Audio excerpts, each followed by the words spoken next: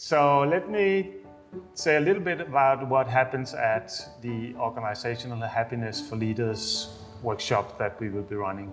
The workshop is basically based on the book Organizational Happiness.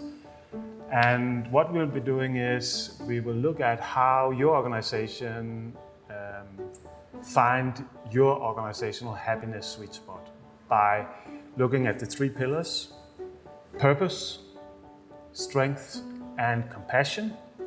And we will dive into each of these and see how you can apply that in an organizational context. Basically, it's about using organizational happiness and real employee engagement as a motor for sustainable success.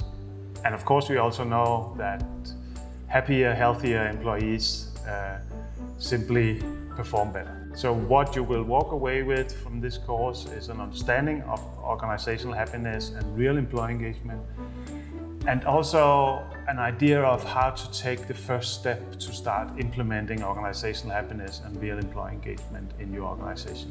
What we will also give you is a way to measure, monitor, and follow up on organizational happiness and real employee engagement by offering you access to the platform Motivational Landscape.